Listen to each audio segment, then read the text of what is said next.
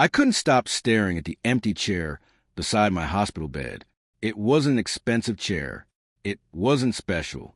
But this morning, it felt heavier than anything else in the room. That chair was supposed to hold my wife. I checked the clock again. 9:14 a.m. My surgery was scheduled for 10. I picked up my phone for what had to be the 20th time. No new messages. I smiled to myself, trying to stay calm. Traffic. I whispered. She's probably stuck in traffic. Yesterday, Amelia had held my hand and looked straight into my eyes. Ethan. Yeah. I'm not leaving your side tomorrow. Not even for 1 second. You'll get bored. I don't care. What if the surgery takes 6 hours? I'll wait 7. I had laughed. She kissed my forehead. You'll wake up, and I'll be the first person you see. That promise echoed inside my head until my phone buzzed. My heart lifted. Finally, I opened the message. Amelia, Ryan is having a breakdown. His engagement ended this morning. I'm with him right now. Please don't be angry. I'll come as soon as he calms down. Just a little while. I read it once, then twice, then 5 times. The words didn't change. I called immediately. The phone rang. No answer. I frowned. Come on. I called again. Ring, ring, voicemail. I tried a 3rd time. Nothing. My hand started shaking. Another message appeared. Amelia, please understand. He has nobody else. I stared at those 6 words until they blurred. Nobody else? What about me? I whispered. The room stayed silent. I typed back. I'm about to go into surgery. The typing bubble never appeared. I called again. Straight to voicemail. A soft knock interrupted me. A nurse stepped inside, carrying a clipboard. Good morning, Mr. Brooks. Morning. How are you feeling? I've been better. She gave me a sympathetic smile. That's normal before surgery. My wife was supposed to be here. I'm sure she'll arrive soon. I forced a smile. Yeah. She checked my blood pressure. It's a little high. I wonder why. She pretended not to hear the sarcasm. We'll take good care of you. Thank you. As she left, I looked at the chair again. Still empty. I dialed Amelia one more time. Voicemail. This time I didn't leave a message. I simply lowered the phone onto the blanket. A loud knock came from the doorway. Ethan. I looked up. Daniel. My older brother walked in, breathing hard. I drove like a maniac. You made it. Of course I made it. He looked around the room. Where's Amelia? I didn't answer. His eyes narrowed. Ethan. I picked up my phone and handed it to him. He read the message. His jaw tightened. You're kidding. I stayed quiet. She seriously left you for him? She said he'd had a breakdown. Daniel looked ready to throw the phone through the window. Your husband is about to have surgery. I know. No, Ethan. Don't defend her. I'm not. He paced the room. I told you years ago Ryan would never disappear. I remember, and she promised she'd cut him off. I remember that too. Daniel stopped in front of me. You still have time. For what? Tell her not to come. I looked at him. She already made her choice. He opened his mouth, but couldn't find the words. A few moments later, another knock sounded. A tall man entered wearing blue surgical scrubs. Mr. Brooks? I nodded. I'm Dr. Mason Grant. We shook hands. How are you feeling? Nervous. That's expected. He glanced between Daniel and me. We're ready whenever you are. I hesitated. Doctor? Yes. If something goes wrong. It won't. But if it does? He pulled up a chair. You don't need to think that way. I know. He smiled gently. My job is to bring you back safely. I took a slow breath. I'll hold you to that. I expect you to. A porter rolled my bed toward the door. Daniel grabbed my shoulder. You come back. I'll try. No. He looked straight into my eyes. You come back. I nodded. I will. As the operating room doors opened, I looked down at my phone one last time. No missed calls. No new messages. No Amelia. The anesthesiologist place a mask over my face. Deep breaths, Ethan. I obeyed. The lights above me blurred. My final thought wasn't about the surgery. It was about the empty chair and the terrible realization that, long before the anesthesia pulled me into darkness, my wife had already chosen someone else over me. The first thing I felt was pain. The second was disappointment. I forced my eyes open, expecting to see Amelia leaning over me with tears in her eyes. Instead, I saw a nurse adjusting in 4. "Oh," she said with a warm smile.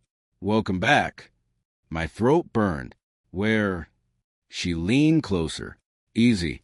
Don't try to talk too much." I swallowed. "My wife." Her smile faded just a little. "I'm Olivia. I'll be taking care of you today." I asked. "I know." She glanced toward the empty chair beside my bed. "No one's been here since you came out of surgery." I closed my eyes again. "So she didn't come." "I'm sorry." "How long?" "You've been awake for about 20 minutes." I nodded slowly. "Did everything go okay?" "The surgery was successful." "Then why does it feel like I lost something?" Olivia didn't answer. She simply adjusted my blanket. "Pain level." 8. "I'll get you something." As she reached the door, she stopped. "For what it's worth." I looked at her. "You made it through a very difficult operation." I gave a weak smile. I wish surviving felt more like winning. Later that afternoon, Daniel walked into my room, carrying 2 coffees. He looked exhausted. "You're awake." "Barely." "How do you feel?" "Like I got hit by a truck." He laughed once. "That's better than not waking up."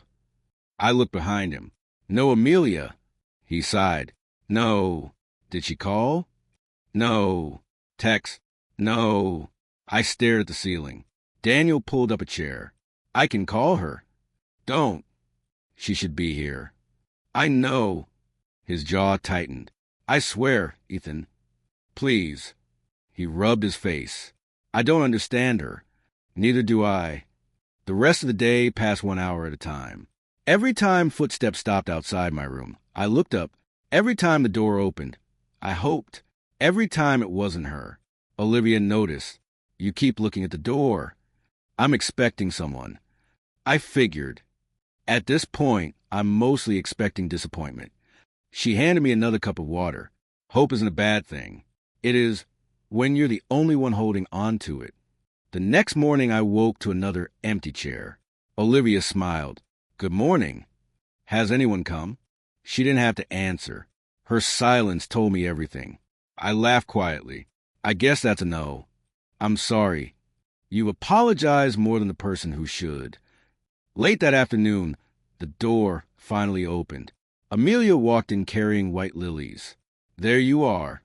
She smiled as though she'd been gone an hour instead of 2 days. I've been so worried. I stared at her. She set the flowers on the table. "How are you feeling?" "I don't know." "What does that mean?" "I survived." She reached for my hand. I pulled it away. Her smile disappeared. "Ethan, when did you get here?" "Just now." I noticed.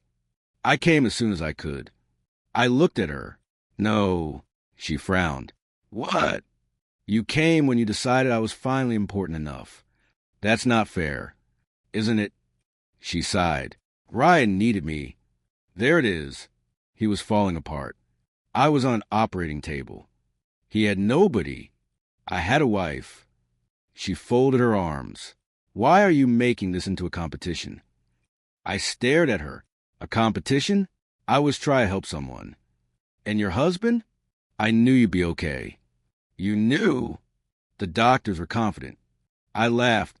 "So my surgery became less important because they were optimistic?" "That's not what I meant." "What did you mean?" She hesitated.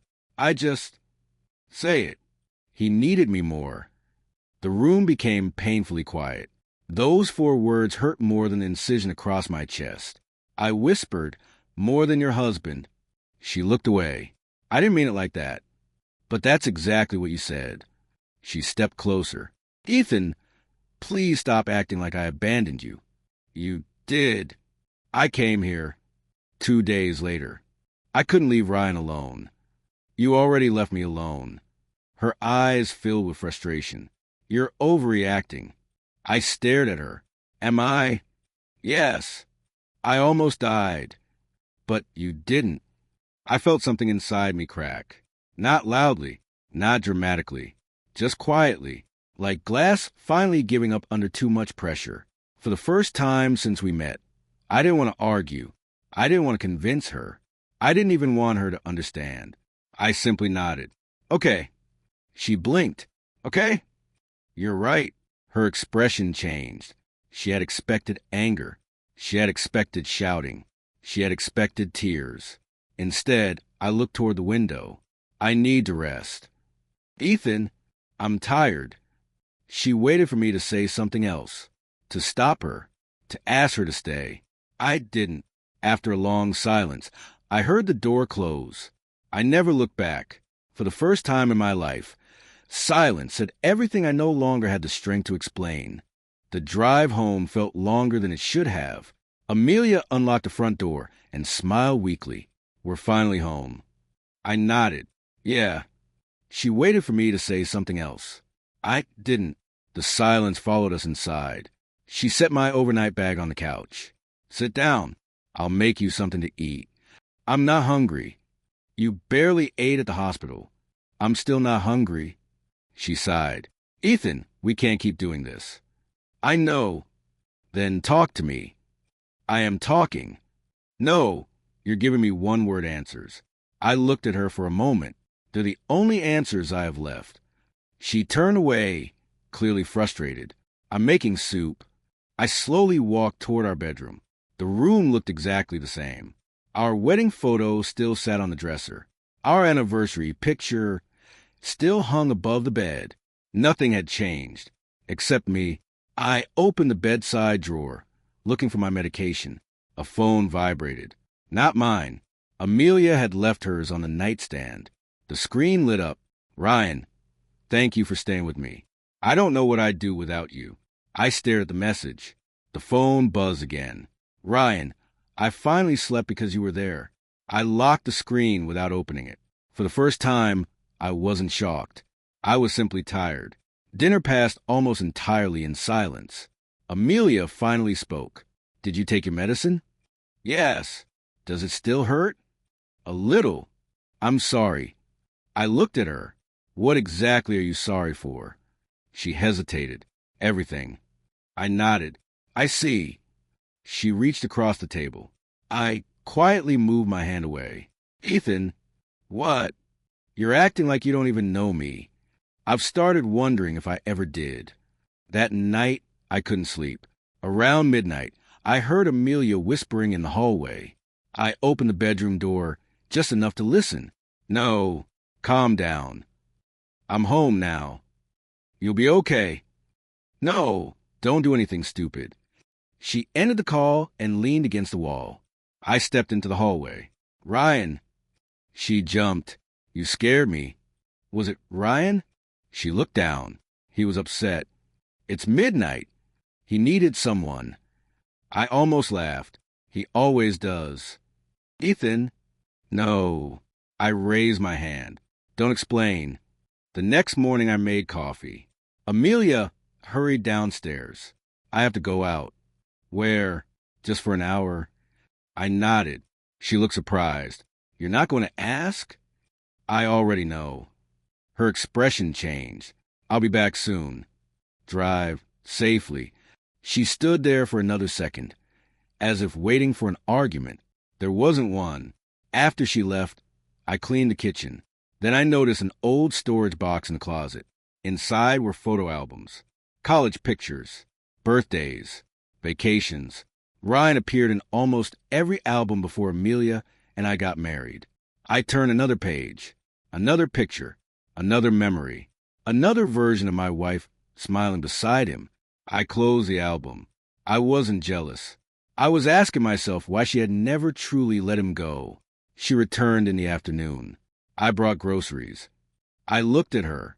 "Can I ask you one question?" "Of course." "Just one." She nodded. "Anything." I took a slow breath. "If I had died during surgery." She frowned. "Would you still have chosen Ryan that morning?" Her lips parted. Nothing came out. I waited. Seconds passed. Then a full minute. Finally, she whispered, "I..." She couldn't finish. She didn't have an answer. And somehow, that became my answer. I walked upstairs. "Ethan, wait." I opened the closet. "What are you doing?" I pulled out a small travel suitcase. "Talk to me?" I folded a few shirts. "Ethan." I packed my medication, my laptop, a notebook, nothing else. She grabbed my arm. "Please." I gently stepped back. "I'm not leaving because you cared about Ryan." Her eyes filled with tears. "I'm leaving because when it mattered most, you chose him over me. I made a mistake. You made a decision. They're different. Not this time." I slipped my wedding ring off my finger. For a moment, I stared at the thin circle of gold. 5 years. Countless promises. One silent answer. I placed the ring on the dresser. Amelia began crying. "Please don't do this." I picked up my suitcase. "I'm done asking people to choose me." I walked to the front door. "Ethan!" I paused without turning around. "I really do love you." I closed my eyes. "I believe you." Hope flashed across her face. Then I quietly added, "But love without loyalty is enough." I stepped outside. As I sat in my car, my phone vibrated. Amelia calling. I looked at the screen for a long moment. Then I blocked her number. The call disappeared. I started the engine. For the first time in years, I wasn't driving away from my problems. I was driving toward a life where I finally chose myself. The apartment was painfully quiet. No arguments. No phone ringing in the middle of the night. No excuses. Just silence. Some mornings I hated it. Other mornings it reminded me I could finally breathe. A knock came at the door. "Open up."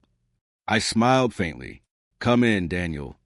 He stepped inside carrying 2 paper bags. "Breakfast." "I'm not hungry." "Good." He tossed one bag onto the table. "Then I'll eat yours too." Despite myself, I laughed. "There you are." "What?" "That laugh." I didn't know I still had one. He sat across from me. "You've been hiding in this apartment for 3 weeks. I'm recovering." "No." He shook his head. "You're surviving. That's different." I stared at my coffee. "I'm trying." "I know." He reached into his briefcase and slid a folder toward me. "What's this?" "Open it." I flipped through the papers. Architectural plans. Commercial drawings. A contract. This is a joke. It isn't. I can't take on something this big. "Why not?" "I just had surgery." "You had surgery." He pointed at me. "You didn't lose your talent." "I've barely been outside." "So start with one meeting." I closed the folder. "I don't know. You built half your career solving impossible problems. This feels different." "It is." "How?" "Because this time the building you're rebuilding is yourself." I looked away. Daniel stood. "The client's waiting tomorrow." I didn't say yes. "You don't have to." He smiled. "But if you keep saying no to life, don't expect life to keep knocking." After he left, I stared at the folder for almost an hour. Finally, I picked up my phone. "I'll take the meeting." The following afternoon, I walked into the conference room. A man in his late 50s stood beside the window. "You must be Ethan. You must be Victor Hayes." He shook my hand firmly. "I've seen your work." "I appreciate that." I almost canceled this meeting. "Because of my surgery?" "No." He smiled. "Because Daniel wouldn't stop talking about you." I laughed. That sounds like him. Victor spread several blueprints across the table. "I need someone who designs buildings people remember. There are plenty of architects." "There are." He looked me in the eye. "But very few who build with heart." I hesitated. "I haven't worked in weeks." "I know. You still want me?" "I don't hire people because life has been easy for them." He tapped the plans. "I hire people who know how to stand back up." For the first time in months, I felt something unfamiliar. Hope. The meeting continued for another hour. As I gathered my papers, someone walked into the room. "Sorry I'm late." She carried a laptop under one arm, and a stack of documents under the other. Victor smiled. Perfect timing. He turned toward me. Ethan, this is Grace Miller. She extended her hand. Nice to meet you. You too. I've admired your Riverside Library project. I blinked. You've actually seen it? I studied it. She smiled. I even stole one of your ideas. I laughed. You just admitted that pretty confidently. I prefer the word inspired. Victor chuckled. You two will get along. Grace opened her laptop. I handle the client coordination. I should warn you. What? I'm slower than usual. She nodded. Recovering from surgery? Yes. Then we'll work at your pace. I looked at her. That's it. What were you expecting? Pity. She shook her head. I don't do pity. What do you do? Respect. The answer caught me off guard. Over the next several weeks, work slowly became part of my routine again. Grace never asked about my marriage. She never asked why I looked exhausted. She simply asked, what do you think about this design? Or, would moving this wall improve the lighting? It felt normal. One afternoon, she placed 2 coffees on my desk. I guessed your order. You guessed correctly. I pay attention. Most people don't. She shrugged. They should. That evening, my phone buzzed. Daniel. Hey. You've got visitors. Who? Mom. And Amelia's been calling her. I closed my eyes. How many times? Enough. What did Mom say? She told Amelia. She couldn't force you to answer. I let out a slow breath. Good. You sure you don't want to talk to her? What would I say? I don't know. I already said everything when I left. Daniel was quiet. Then he said softly, you sound different. How? Stronger. I looked around my office. The blueprints, the sketches, the future. I'm finally remembering who I was before I spent all my energy trying to save everyone else. Daniel laughed. I've been waiting years to hear you say that.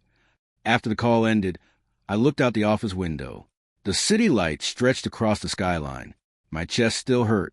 Some nights, I still woke from dreams of the hospital. Some memories still refused to fade. But every morning, I found one more reason to keep moving forward. For the first time since everything fell apart, I wasn't counting the things I'd lost. I was beginning to notice everything. The text arrived just before lunch. Unknown number. Mr. Brooks, my name is Sophia Carter. I'm Ryan's sister. Please meet me. I need to tell you the truth. I read it twice. Then I put my phone face down. 5 minutes later, it buzzed again. Sophia, you don't owe me anything, but you deserve to know what really happened. I almost deleted the messages. Instead, I replied, where? The coffee shop was nearly empty. I spotted a young woman standing as soon as I walked in. You must be Ethan, and you're Sophia. She nodded. Thank you for coming.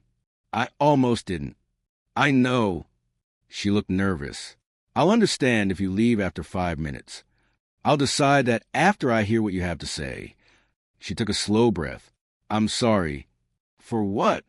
For staying quiet. I frowned. About what? My brother. She slid her phone across the table. Read these. I looked down. The first message was from Ryan to a friend. She'll always answer if I say it's an emergency. I felt my stomach tighten. I scrolled. Another message. Her husband can wait. She always chooses me. I looked up. What is this? My brother's messages. How did you get them? He asked me to back up his old phone. She swallowed hard. I shouldn't have looked, but I did. I kept reading. There were dozens of messages. One caught my attention immediately. It's their anniversary tonight. Watch this. A minute later, called her. She left dinner in 20 minutes. Another, he had surgery today. She said she couldn't leave me alone. My hands froze. The screen blurred. I whispered. He knew. Sophia nodded.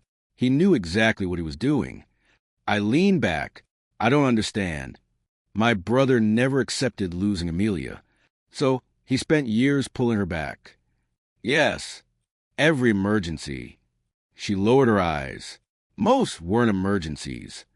I laughed once. It wasn't amusement. It was disbelief.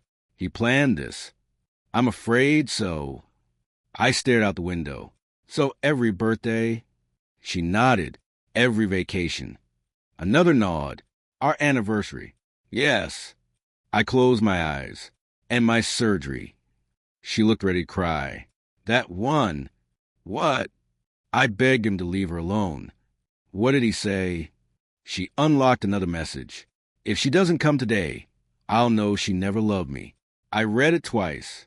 Then a third time. He tested her. Yes. And she came. Sophia nodded silently. I pushed the phone back. I've spent months wondering what I did wrong. You didn't do anything wrong. I kept thinking maybe I wasn't enough. Ethan. She looked directly at me. My brother manipulated people. I can see that. But manipulation only works if someone allows it. Those words stayed with me. I asked quietly, why tell me now? Because I couldn't watch him destroy another life. Is Amelia with him? Sophia laughed bitterly. No. What happened? He found someone else to chase. I wasn't surprised. He always needed someone to rescue him. Exactly. She folded her hands together. But Ethan... Yes. None of this excuses Amelia. I looked at her. I know. She made every decision herself. She did. My brother lied. Yes. But nobody forced her to leave you at the hospital. I nodded slowly. No one forced her. The last question had lived inside me for months. I finally asked it. Did she ever love me? Sophia didn't answer immediately. Then she said, I think she did. I frowned. You think? I think she loved you. She hesitated. But love isn't the same as loyalty. The sentence landed harder than I expected. Because it was true. We stood outside the cafe. I'm sorry, Sophia said again. You don't owe me an apology. I still feel responsible. You're responsible for telling me the truth. She smiled weakly. I hope it helps. It does. How? For months I blamed myself. And now, I looked toward the street. Now I understand something. What? Ryan manipulated my marriage. Yes. But Amelia still chose him. Sophia nodded. She did. I let out a long breath. For the first time since the surgery, I stopped searching for an explanation that would somehow make everything acceptable. There wasn't one. Ryan had played his games. Amelia had made her choices. Neither changed the simple truth. The woman I married had known what I was facing, and still walked away. That wasn't confusion. That wasn't an accident. That was a decision. As I walked back to my car, I realized the weight I'd been carrying for months was finally gone. I no longer wondered why she betrayed me. Some choices cannot be defended. Some betrayals cannot be explained. And some endings don't need another answer. They only need acceptance. 3 months passed before I heard Amelia's name again. It happened at Daniel's birthday dinner. He set his glass down and looked at me carefully. You know you don't have to leave if someone mentions her. I know. You sure? I nodded. I'm sure. He hesitated. I ran into Lauren yesterday. Her co-worker? Yeah. What did she say? He sighed. Things aren't going well. I stayed quiet. Ryan left. I looked up. He what? He met someone else. I let the words settle. So he's gone. Daniel nodded. Apparently without much of an explanation.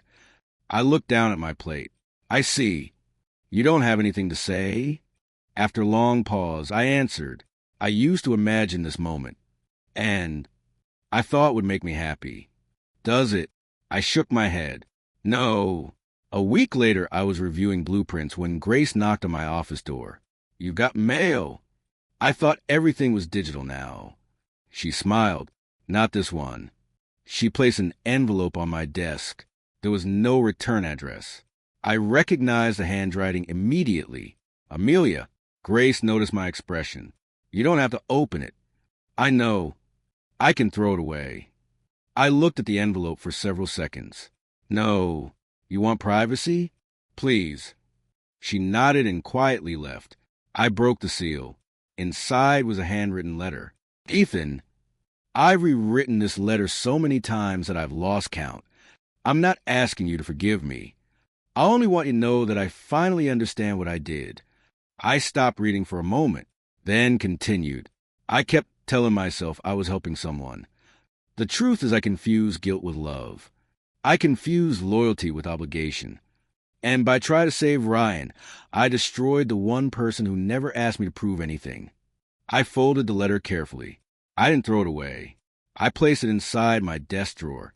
The second letter arrived 2 weeks later. This one was shorter. Ryan is gone. He found someone else. I spent years believing he needed me. The moment he found another person to depend on, he walked away without looking back. Now I finally know how you felt. I closed my eyes. There was no satisfaction, only silence. Another month passed. Another letter. I lost my promotion. My manager said I missed too many deadlines. I spent so much time solving other people's problems that I ignored my own responsibilities. I wish I had understood that sooner. Again, I folded it. Again, I placed it in the drawer. No reply. Daniel visited that weekend. More letters? I nodded. You answered? No. You going to? I don't think so. He looked at me for a long moment. I've never seen you this calm. I've never felt this calm. What changed? I thought about it. I stopped waiting for karma. What do you mean? I spent months believing I needed justice. And now, I realized life handled it without my help. A few days later, Mom called. I saw Amelia. I leaned back in my chair. How is she? Tired. That's all. She looked empty. I stayed silent. She asked how you were. What did you tell her? I said you're working hard. Anything else? I told her you looked peaceful. I smiled faintly. Thank you, she cried. I closed my eyes. I figured. That evening Grace found me staring out the office window. Long day? A strange one. You want to talk? I got another letter. You read it? Yes. And I believed I'd feel victorious. You don't. I shook my head. No. What do you feel? I thought for a long moment. Free. Grace smiled. That's better than revenge. It is.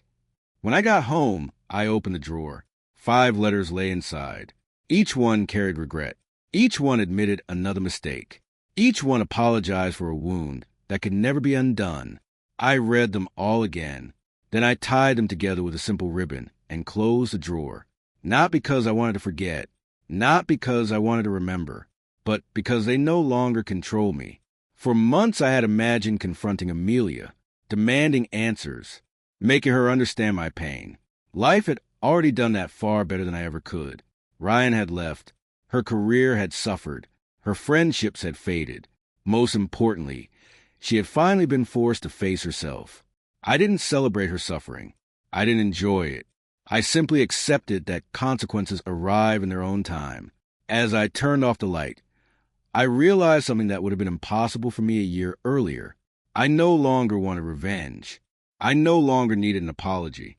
The greatest victory wasn't watching her life fall apart. It was realizing that mine no longer revolved around the person who had once broken my heart. When I stepped out of the office building, I noticed someone standing beside the front steps. For a second, I thought my eyes were playing tricks on me. Then she looked up. Ethan. I stopped walking. Amelia looked thinner than I remembered. Dark circles rested beneath her eyes, and she held her hands together as if she were afraid they might shake apart. I've been waiting. I can see that. I only need a few minutes. I glanced toward the parking lot. I don't think that's a good idea. She swallowed. Please. The word barely rose above a whisper. I rehearsed this conversation for months. I looked at her for a long moment. 5 minutes. She nodded so quickly it almost broke my heart. Thank you. We walked to a quiet bench outside the building. Neither of us spoke at first. Finally, she broke the silence. You look healthy. I've been taking care of myself. I'm glad. What did you want to say? She took a deep breath.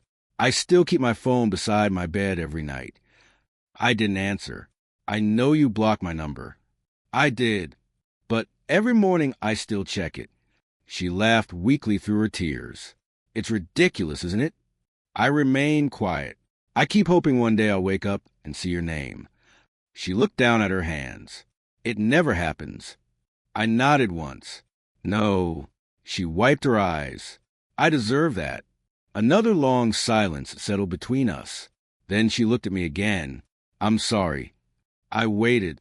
I'm sorry I missed your surgery. She covered her face for a moment before continuing. I'm sorry for every lie. She inhaled shakily. I'm sorry for every promise I broke. Her voice cracked. I'm sorry for making you feel like you came second. I listened without interrupting. I'm sorry for every excuse I made. She shook her head. I kept telling myself I was helping someone. She looked directly at me. I was destroying my husband. I took a slow breath. I know. She blinked. That's all. What else is there to say? I thought you'd yell. I already did that in my head months ago. I thought you'd ask why. I stopped asking. She stared at me. Why? Because the answer doesn't change what happened. Her shoulders dropped. I know. She reached into her purse and pulled out something small. My wedding ring. I've carried this every day. She held it toward me. I wanted to give it back. I looked at the ring, but didn't take it. It doesn't belong to me anymore. Tears rolled down her face. I ruined everything. You made choices. I know. No one forced you. I know. I was lying in a hospital bed. She closed her eyes. I know. I kept calling. I know. You never answered. I couldn't. You didn't. She flinched. You chose Ryan. She whispered. I did. There was no excuse this time. No explanation. Only the truth. She finally asked a question she'd been carrying for months. Can you ever forgive me? I answered honestly. I already have. Her eyes widened. You have? Months ago. She stared at me in disbelief. Then, why won't you come home? I smiled sadly. Because forgiveness isn't the same as trust. She lowered her head. I understand. I don't hate you. I know. I don't wake up angry anymore. I know. But I can't rebuild something that ended. She looked at me. When did it end? I met her eyes. The day of my surgery. She started crying harder. It wasn't just a hospital visit. I shook my head. No. It was the day I realized I wasn't the person you would choose when life became difficult. I wish I could change it. I know. I'd do anything. I believe you. Hope flickered across her face. Then I quietly continued. But wanting another chance doesn't erase the first choice. She closed her eyes. I've told myself that every day. I stood. I should go. She stood with me. So this is goodbye? I nodded. I think we already said goodbye a long time ago. She looked as though she wanted to hug me. She didn't. I really did love you. I smiled gently. I believe you. Her lips trembled. I just loved the wrong way. I didn't argue. Maybe she was right. Maybe she wasn't. It no longer mattered. I turned toward my car. Ethan. I paused. Thank you. I looked over my shoulder. For loving me when I didn't deserve it. I nodded once. Then I walked away. I didn't look back. Not because I was angry. Not because I wanted to punish her. I kept walking because some doors are meant to stay closed. The hardest lesson of my life wasn't learning how to forgive. It was learning that forgiveness sometimes means letting go, wishing someone well, and continuing forward without them. As I drove home, I realized I hadn't lost the love of my life that day outside my office. I had simply finished saying goodbye to the life I had already left behind. 2 years. Sometimes it felt like 2 lifetimes. Victor walked into my office carrying a folder and his usual confident smile. You've officially run out of excuses. I looked up from my desk. For what? For celebrating. I laughed. What did I do this time? He dropped the folder in front of me. You just signed the biggest project in the company's history. I stared at the contract. I actually did. You did. He folded his arms. You earned every bit of it. I smiled. There was a time I didn't think I'd ever work again. Victor nodded. I remember. You hired me anyway. I hired an architect. He pointed toward the window overlooking the city. You became something much bigger. I shook his hand. Thank you. No, he smiled. You did the hard part. That evening, Daniel invited everyone to Mom's house for dinner. The table was louder than I remembered. Mom placed another serving of food in front of me. Eat. I'm already full. Nonsense. Daniel laughed. Don't argue. I've learned that lesson. Mom smiled. It's good hearing you joke again. I looked around the table. It feels good. Daniel leaned back in his chair. You know what I noticed? What? You don't look over your shoulder anymore. I frowned.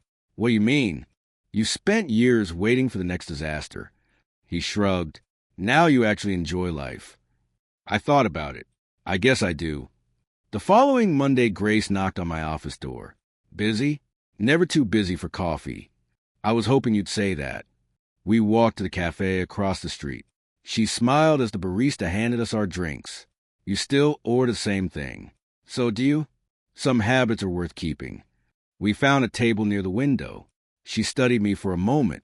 What? You've changed. I hope that's a compliment. It is. How? She rested her cup on the table. The first day we met, you looked like someone carrying the weight of the world. And now you look like someone who finally put it down. I smiled. I think you're right. She hesitated. Can I ask you something? Of course. Are you afraid of trusting people anymore? I considered the question carefully. I used to think trusting someone meant giving them every piece of myself. And now, I've learned that healthy love leaves room for self-respect. Grace smiled warmly. I like that answer. So do I? A few days later, I had a meeting near the hospital. As I drove past the entrance, I slowed without thinking. The building looked exactly the same. The glass doors, the waiting area, the parking lot where Daniel had raced in that morning. I pulled into an empty space, not because I had to, because I wanted to. I walked toward the front entrance. The memories returned.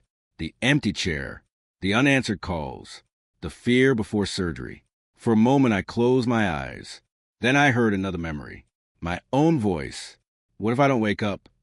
I opened my eyes again. I did wake up. An elderly volunteer smiled as she passed me. Beautiful day, isn't it? I smiled back. It really is. I sat on a bench outside the hospital for a few minutes, not to relive the pain, to appreciate the distance. The man who entered this hospital believed love meant sacrificing himself until nothing remained. The man leaving understood something completely different. Love should never ask me to abandon my own worth. Loyalty should never be one-sided. Kindness should never become permission to be taken for granted. I stood and looked at the building one last time. Thank you. No one heard me. The words weren't for the hospital. They were for the version of myself who survived long enough to become someone stronger. That evening my phone rang. Daniel. Hey. Still coming this weekend? Wouldn't miss it. Mom's making your favorite. I'll be there. He laughed. You sound happy. I am. Really happy? I looked out my apartment window at the city lights. Yeah. I'm proud of you. Thanks. You know. What? You never called Amelia again. I looked at the quiet room around me. No. Do you ever think about it? Sometimes. And I smiled to myself. I hope she found peace. That's it. That's enough. After we hung up, I placed my phone on the table. There were no numbers left to block. No apologies left to hear. No answers left to search for. Only tomorrow. I realized then that moving forward isn't forgetting the past. It's refusing to let the past decide who I become. I never called Amelia again. Not because I hated her. Not because I wanted revenge. I didn't call because somewhere between the hospital bed, the heartbreak, and the years that followed, I finally learned the most important lesson of my life. The greatest act of love I could ever give was learning to choose myself and keep walking forward.